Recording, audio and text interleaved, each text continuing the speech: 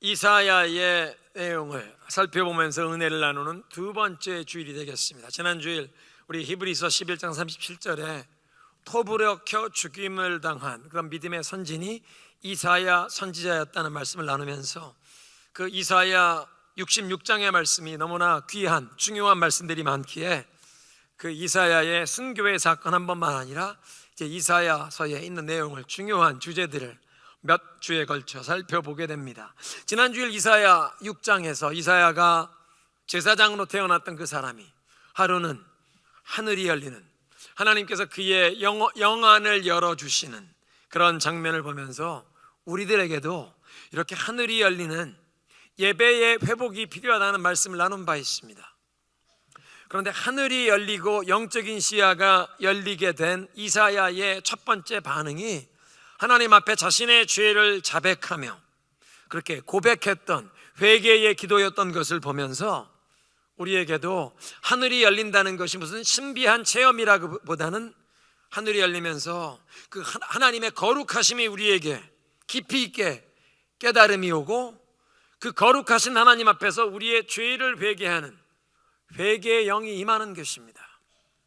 그리고 회개의 영이 임하여 하나님 앞에서 겸손하게, 정말 진솔하게 우리의 죄를 뉘우치고 통해 자복할 때 하나님께서 우리의 죄를 사해 주시는 그 사죄의 은총만 아니라 제단 안에서 불붙은 숯이 임하여 그의 입술의 모든 부정함을 정결케 하시는, 죄를 도말하시고 상처를 도말하시고 문제까지도 불태우시는 하늘의 불이 임하는 줄로 믿습니다.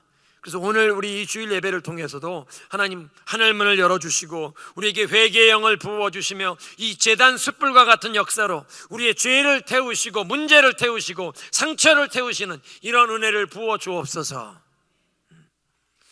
오늘 이사야 7장의 말씀을 보게 되는데, 이사야 7장의 이 역사적인 배경은 유다의 왕 아하스 시절에 아람과 북이스라엘의 이 연합군이, 그들이 동맹을 맺어서 예루살렘을 공격해 온 상황이었습니다.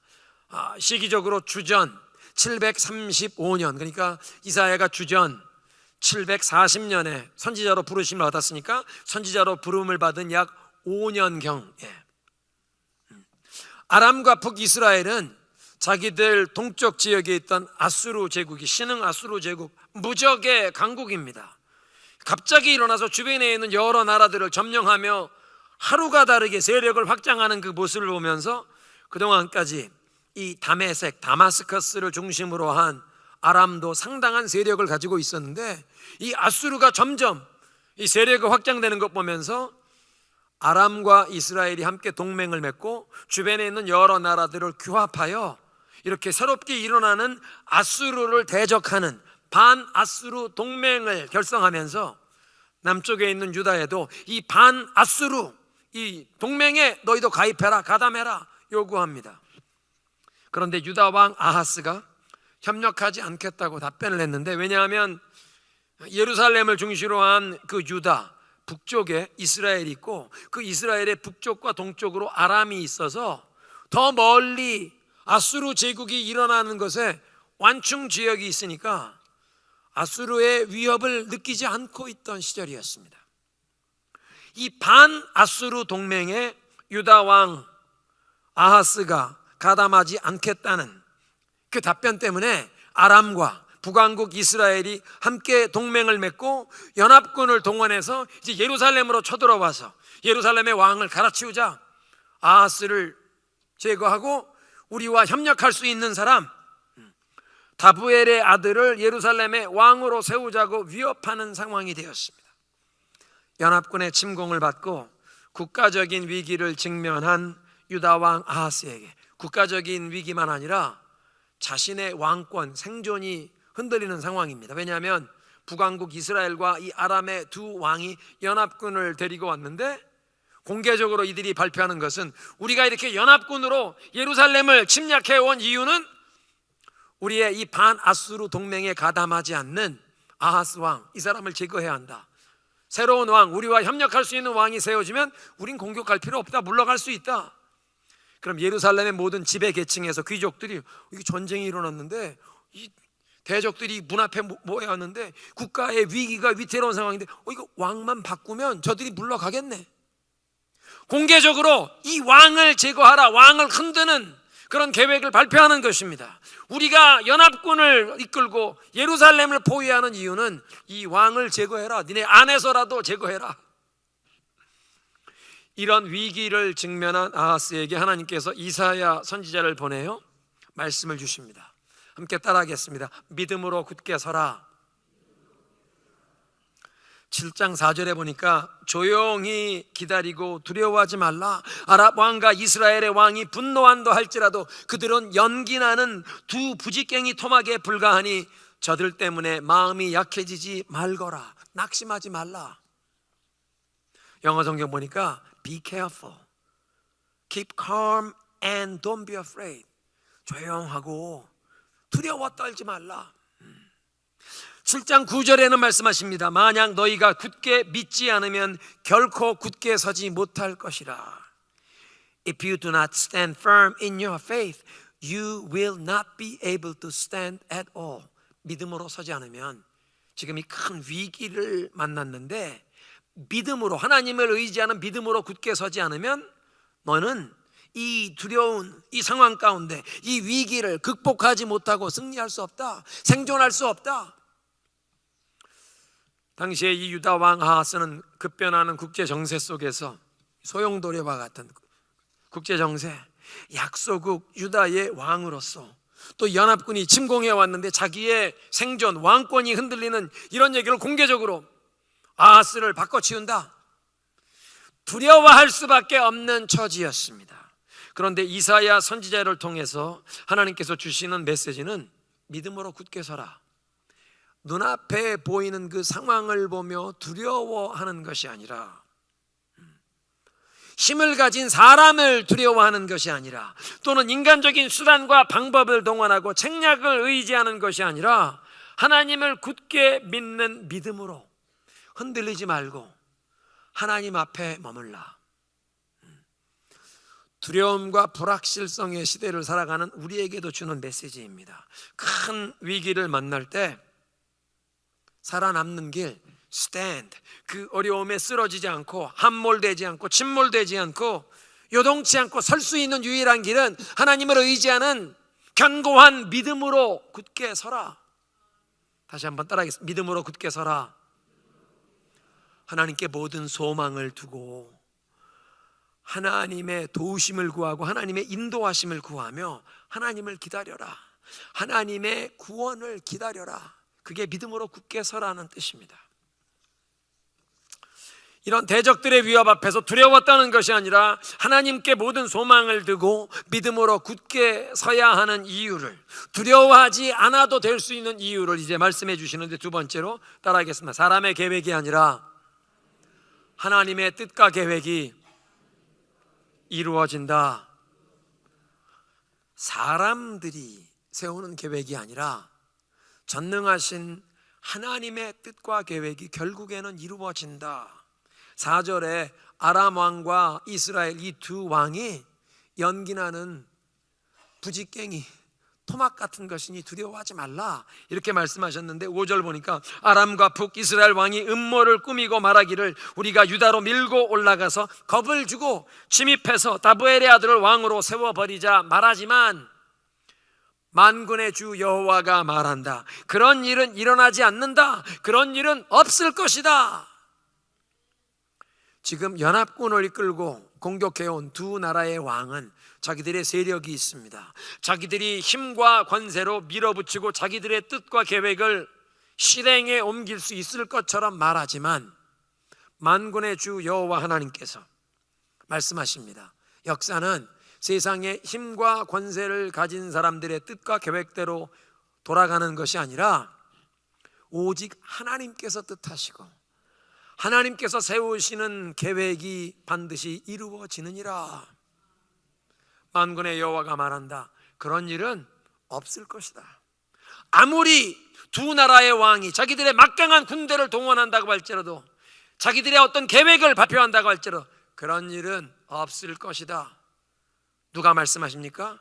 하늘과 땅을 창조하신 역사를 주관하시는, 민족들의 흥망성쇠를 주관하시고 우리 인생들의 생사허복을 주관하시는 하나님께서 하나님이 인정하시고 하나님이 허락하시는 일 아니면 그런 일은 일어나지 않는다 말씀하십니다. 그 아람과 북이스라엘이 머지않아 불이 꺼져버릴 그냥 연기만 조금 나는 부직갱이 토막에 불과하다. 8절에 65년 안에 아람과 이 북이스라엘 두 나라가 멸망할 것을 예고하시는데, 실제로 역사를 보면 지금 이 예언이 주어지는 주전 735년부터 3년이 지난 732년에 아람의 수도 다마스커스, 다메섹이 아수르의 군대에 점령이 되고 그 나라가 멸망합니다. 그리고 이 예언이 주어졌던 13년 만에 주전 722년에 북왕국 이스라엘 그 수도 사마리아가 아수르에 함락이 되면서 이스라엘이 나라를 잃고 패망하여 다시는 나라를 이루지 못한다. 왜냐하면 아수르의 강제 이주 정책 때문에 이 백성들을 세계 여러 곳에 흩어져 버려서 민족의 정체성을 상실해 버리는데, 그래서 8절에 뭐라고 말씀하시냐면 65년 이내에 에브라임은 북왕국 이스라엘이 10지파가 있었는데 그 10지파 중에서도 에브라임이 가장 유력한 지파였습니다. 에브라임이 원래 누구의 아들이었죠? 야곱의 11번째 아들, 애굽으로 노예로 팔려갔던 누구의 아들? 요셉의 두 아들이 있었는데 첫째 아들은 므낫세, 둘째 아들이 에브라임이었는데 동생이 더 번영하게 됩니다. 야곱 자기도 동생이었는데, 쌍둥이에게 동생이었는데 자기가 하나님에게 복을 받았다고 요셉의 아들들에게 축복 기도를 할 때 왜 오른손 왼손을 이렇게 엇갈려서 큰 아들한테 왼손을 얹고 작은 아들한테 오른손을 얹고 작은 아들한테 더 많은 축복을 했던, 기억나십니까? 에브라임이 나중에 그 자손들이 제일 막강한 10지파 가운데 제일 막강한 지파가 되어 북왕국 이스라엘의 대표를 에브라임이라고 불렀습니다. 65년 내에 이 에브라임이 패망하여 다시는 나라를 이루지 못할 것이다. 다시는 민족을 이루지 못한다. 사실 역사는 이스라엘이 주전 722년, 그러니까 13년 만에 나라가 망했는데 왜 65년을 말씀하시나? 주전 735년에 이 예언이 주어진 다음에 사실은 1년 내에 북왕국 이스라엘의 북부 지역 영토 갈릴리 지방을 상실합니다. 갈릴리 지방을 상실했는데 그 다음에 12년이 흐른 뒤에 722년에 이 이스라엘이 멸망하여 그 10지파 사람들이 세계 여러 곳에 흩어지게 되는데, 그 민족 강제 이주 정책을 아수르가 그때만 한 것이 아니라 그 다음 황제 에살 핫돈이라고 하는 그 유력한 유명한 황제의 통치 기간 말년까지도 이 강제 이주 정책을 북왕국 이스라엘의 지역에서 계속 실시해서 이스라엘 본토에 남아있는 사람들은 없고 다 외지에서 들어온 사람들, 섞인 사람들만 남는, 그러니까 그게 주전 669년입니다. 그러니까 주전 669년에서 735년까지 계산하면 65년, 66년 동안 이 예언의 말씀대로 이스라엘이 나라는 13년 만에 망했지만 65년 동안 이 10지파 사람들이 전 세계 여러 곳으로 끌려가고 흩어져서 10지파가 역사에서 자취를 감춰버리고 10지파가 다시 나라를 이루지 못한다. 하나님 말씀 그대로 이루어졌습니다. 사람들의 뜻과 계획이 아니라 역사를 주관하시는 하나님의 뜻, 민족들의 흥망성쇠와 우리 인생들의 생사화복을 주관하시는 하나님의 뜻이 이루어지기에 힘이 있는 왕들이, 사람들이 계획을 세우고 어떤 것을 발표한다고 그거에 흔들리지 말고 하나님의 말씀에 귀를 기울여라. 하나님께 소망을 두고 하나님 앞에 엎드려서 하나님의 도우심을 구하고 하나님의 인도하심을 구해라. 눈앞에 위기가 닥쳤을 때 인간적인 수단과 방법을 동원하거나 나를 도와줄 사람을 찾는 것이 아니라 하나님을 먼저 찾아라. 하나님 앞에 엎드려라. 우리 지난주에 이 이사야 6장에 있는 말씀을 보니까 이사야가 하늘이 열리고 거룩하신 하늘을 보게 되는 순간 제일 먼저 자기의 죄를 자백하는데 뭐라고 자백합니까? 화로다. 나는 이제 망하게 되었구나. 나는 죽게 되었구나. 나는 입술이 부정한 사람이고 입술이 부정한 사람들 가운데 사는데 왜 입술이 부정하다고 합니까? 입으로 허물과 실수, 잘못, 죄가 있기에. 여러분, 우리가 쏟은 물은 다시 담지 못하는데 우리의 말이 그렇습니다. 우리가 정말 하나님 앞에서 기도하고 말씀을 대하면서 우리 자신을 살펴보다 보면 성령이 우리의 눈을 밝혀주시면 우리 자신의 지금까지의 행실을 돌아보면서 회개하게 되는데, 지나온 행실만 아니라 말까지 내가 그때 그 불필요한 말을 했네. 말을 해놓고 후회한 적 있으신 분만 고개를 끄덕여 보시죠. 내가 왜 그때 그 말을 했나. 근데 주님 앞에서 기도하다 보면 내가 어떤 답답한 일을 당하고 억울한 일을 당했을 때 막 마음에 이 답답한 막 억울한 일이 있을 때 이걸 누구에게 막 하소연하고 싶어서 이 말을 했는데, 나중에 하나님 앞에 기도하다 보면 그게 몇 주, 몇 달이 지나, 심지어 몇 년이 지난 다음에도 뒤를 돌아보면 내가 그때 그런 문제를 사람에게 누설하는 게 아니라 하나님 앞에 호소했어야 하는데, 내가 그때 막 답답하고 나 오해받고 있다고 막 헛소문 돌린다고 막 얘기를 했는데, 나 답답한 사정 마음에 이게 막 속이 뒤집혀서 말을 했지만 그게 도리어 나 누워서 침받기 했네. 도리어 내가 부끄러움과 수치를 당한 말을 했네. 내가 그런 말을 하면서 누구가 나에게 이런 말을 했다고 누구에게 상처를 줬네. 근데 말을 주워 담을 수 없으니 하나님, 나 그때 그 어리석은 그런 발언했습니다. 그 사람 그거 마음 상처 하나님이 치료해 주시고 그 말 좀 잊어버리게 해주세요. 내가 부끄럽습니다. 내 입술이 부정한 것을 깨닫게 되며 회개할 때 정말 우리는 문제와 어려움을 당할 때 잠잠히 하나님 앞에 엎드려야지, 이 문제에 답답한 일을 당했다고 사람들에게 하소연하면 나중에 반드시 회개할 일이 됩니다. 우리는 사람들이 도와줄 수 있을까? 인간적인 방법으로 어떤 해결책을 찾으려고 하는데 하나님이 뭐라고 말씀하시냐면, 위기와 문제를 만날 때 믿음으로 굳게 서라.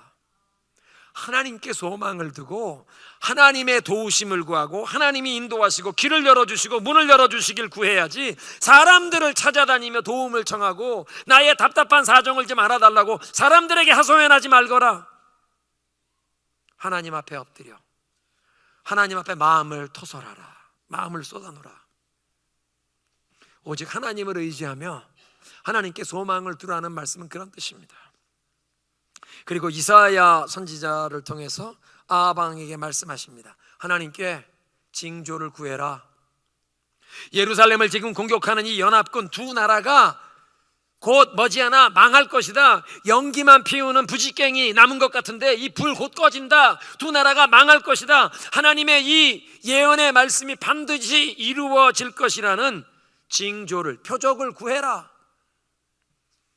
그런데 여호와 하나님의 이런 초청에 아하스 왕이 뭐라고 답변합니까? 12절에 저는 표적을 구하지 않겠습니다. 여호와 하나님을 시험하지 않겠습니다. 얼핏 들으면 아주 경건한 믿음의 반응인 것 같은데 실상은 정반대, 불신앙의 답변이었습니다. 왜냐하면 열왕기하 16장 7절 이하를 읽어보면 벌써 이때 아하스 왕은 사신을 멀리 아수르 왕에게 사신을 보내는데, 여호와의 성전에서 보물을, 또 왕궁 창고에서 보물을 그 사신에게 주어 아수르 왕에게 보내면서 내가 당신의 신하로 섬기겠습니다. 지금 나를 이 북왕국 이스라엘과 아람이 공격해 오고 있는데, 아수르 나라를 대적하라고 막 공격해 오고 있는데 당신이 좀 군대를 일으켜 이들을 치시오.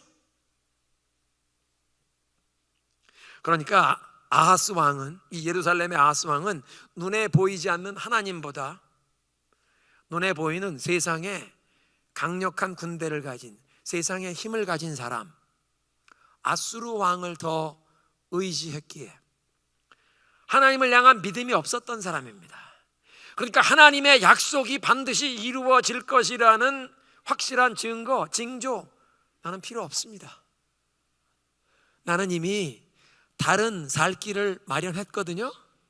하나님, 눈에 보이지 않는 하나님을 의지하는 것보다 나는 눈에 보이는 확실한 힘과 세력을 가진 사람을 사람에게 도움을 얻고자 그 사람에게 사신을 통해 예물을 보내어 이 사람을 동원했거든요. 나는 하나님이 약속을 이루어 주신다는 징조 같은 거는 필요 없습니다. 하나님의 약속이 반드시 이루어질 것을 징조를 구하라는 이 믿음의 초청을 거부한 것입니다. 하나님을 거절한 것입니다. 하나님을 향한 믿음이 없었기 때문에 징조도 구하지 않은 것입니다. 불신앙으로 반응하는 아하스 왕의 모습에서 우리 자신의 모습을 보아야 합니다.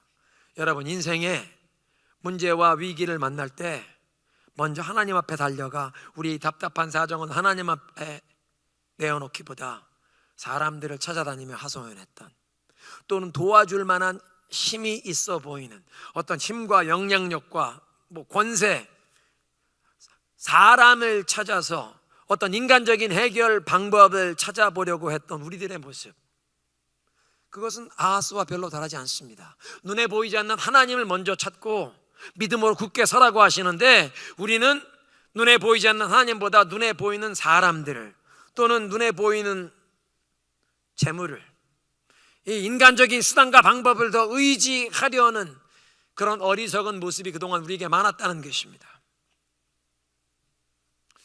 이렇게 아수르 제국을, 눈에 보이지 않는 하나님보다 아수르 제국을 더 의지했던 이 아하스 왕의 불신앙은 아주 비참한 결과를 가져오는데, 아수르 왕이 북왕국 이스라엘과 아람만 공격하는 것이 아니라 예루살렘까지도 쳐들어와 공격할 것이다.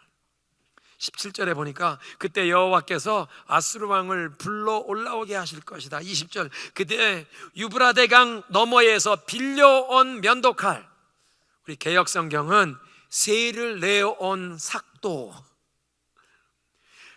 여호와의 성전의 보물과 궁중에서 자기 궁중 창고의 보물을, 이 예물을 사신을 통해 보내면서 아수르 제국의 군대가 동원되도록 세를 내어 동원한 면도칼, 삭도, 이걸 통해서 북왕국 이스라엘과 이 아람 연합군 동원된 이 두 나라를 이 면도칼로 베어버린다고 생각했지만, 하나님이 아닌 세상에 힘 있는 자를 의지했기에 하나님께서 네가 믿는 그 면도칼을 가지고 와서 너의 수염을 밀어버리고 너의 머리를 밀어버릴 것이다.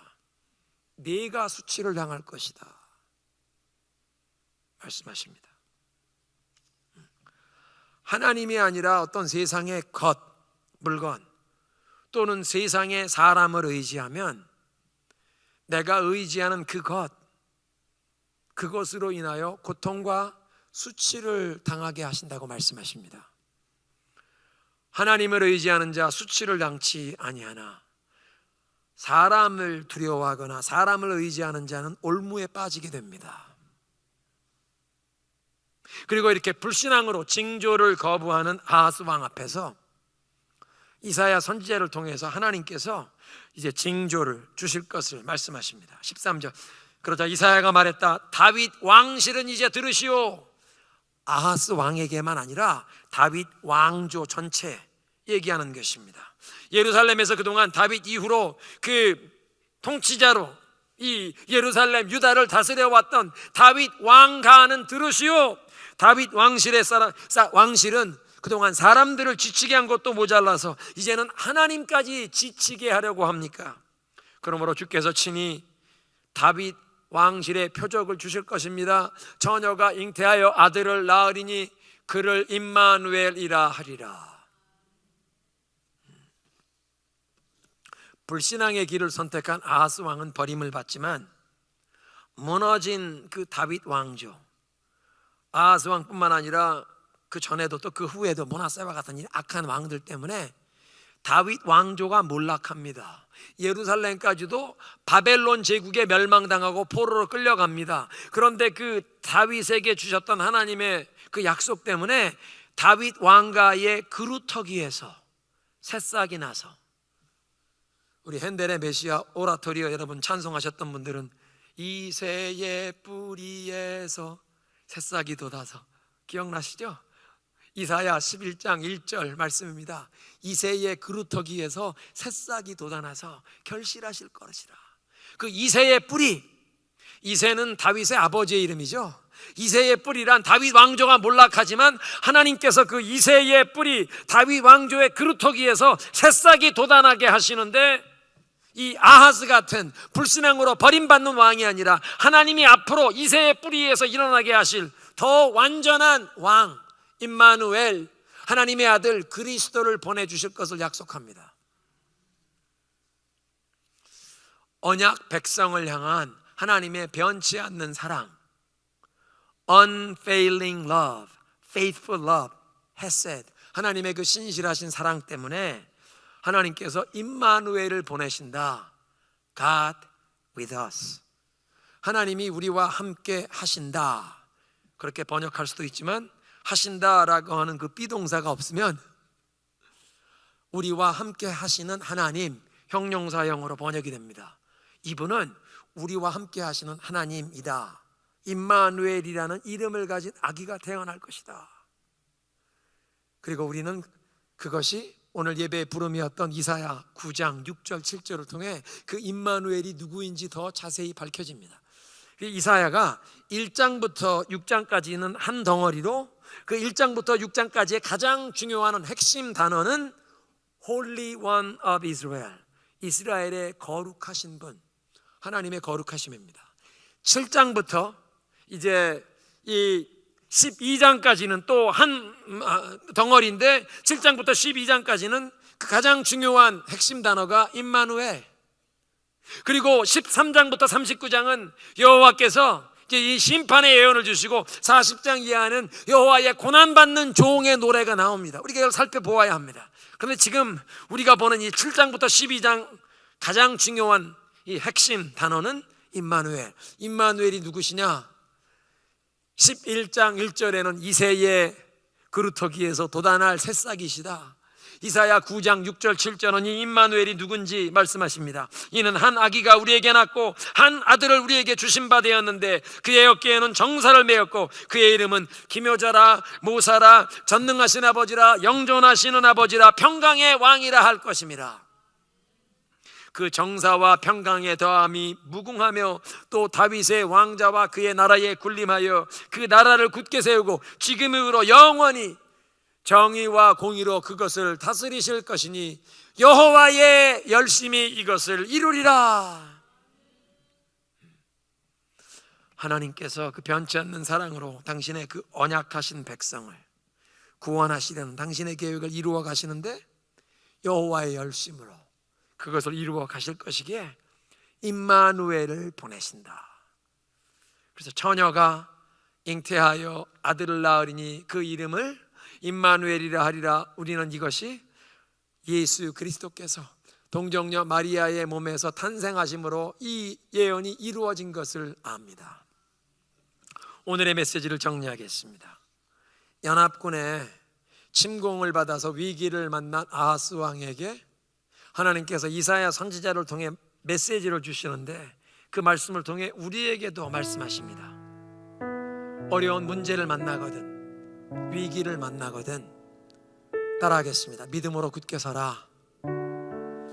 하나님께 모든 소망을 두고 눈앞에 보이는 그 두려운 상황에 두려움으로 반응하는 것이 아니라, 세상의 힘과 권세를 가진 사람들을 두려워하는 것이 아니라 하나님께 모든 소망을 두고 하나님의 도우심을, 하나님의 인도하심을 구해라. 믿음으로 굳게 서지 않으면 그런 위기, 어려움에 설 수 없으리라. 그렇게 두려워하지 않고 하나님께 모든 소망을 두고 믿음으로 기다릴 수 있는 이유를 말씀하시는데, 사람들의 뜻이 아니라 하나님의 뜻과 계획이 반드시 이루어진다. 한번 따라합니다. 하나님의 뜻과 계획이 반드시 이루어진다. 지금 두 나라의 왕들이 막강한 군대를 이끌고 와서 자기들의 계획을 얘기하고 예루살렘의 왕을 바꿔버린다 말하지만, 만군의 주 여호와께서 말씀하신다. 그런 일은 일어나지 않는다. 하나님이 허락하시지 않으면, 하나님이 인정하시지 않으면, 사람이 아무리 기발한 아이디어가 있고 치밀하게 계획을 세워도 이루어지지 않는구나. 그러니까 나의 삶에도 내가 사람들의 말을 듣고 인간적인 생각으로 어떤 계획을 세우는 게 아니라 하나님의 도우심을 구해야겠구나. 하나님의 뜻을 구해야겠구나. 하나님의 계획과 하나님의 뜻만 이루어지니 나의 삶에서 하나님의 약속의 말씀을 붙잡고 하나님께 소망을 두고 하나님이 문을 열어주시고 하나님이 길을 인도해 주시길 구해야 되겠구나. 세 번째로 징조를 구해라. 문제와 위기 앞에 그래서 하나님의 약속의 말씀 붙잡고 기도해야 한다. 인간적인 수단과 방법을 의지하고 야서방처럼 눈에 보이지 않는 하나님보다 세상에 힘과 세력을 가진 세상에 어떤 도와줄 자를 찾았는데 그게 아니라 하나님을 찾고 하나님께 이 약속이 이루어질 것을 구해라. 불신앙의 선택에는 비참한 결과가 따라옵니다. 예루살렘의 왕이 하나님을 찾은 것보다 아수르 왕을 의지했더니 그 아수르 왕 돈을 내고 세를 내어 빌려온 삭도 그 면도칼이 나에게 문제를 가져온 북왕국 이스라엘과 아람만 이 국가만 멸망시킨 것이 아니라 예루살렘까지 쳐들어와서 내 수염을 밀고 내 머리까지 밀어버릴 것이다. 하나님이 아닌 어떤 세상의 것을 의지하면 그것 때문에 고통을 수치를 당하게 하시는구나. 왜? 우리는 하나님만 의지하며 하나님께 소망을 두고 살라고 부르심을 받았기 때문에. 마지막으로 하나님께서 임마누엘을 약속하십니다. 하나님의 택하신 백성, 언약 백성에게 여호와의 열심으로 이 구원의 계획을 이루어 가실 것이기에 우리의 삶에도 하나님의 약속을 하나님의 뜻과 계획을 반드시 이루어 가실 줄로 믿으시기 바랍니다. 여호와의 열심으로 하나님, 우리는 이 임마누엘의 하나님, 우리와 함께 하시는 하나님을 바라보며 문제를 만날 때, 위기를 만날 때 사람을 찾아가는 것이 아니라 인간적인 수단과 방법을 동원하는 것이 아니라 믿음으로 굳게 서게 하옵소서.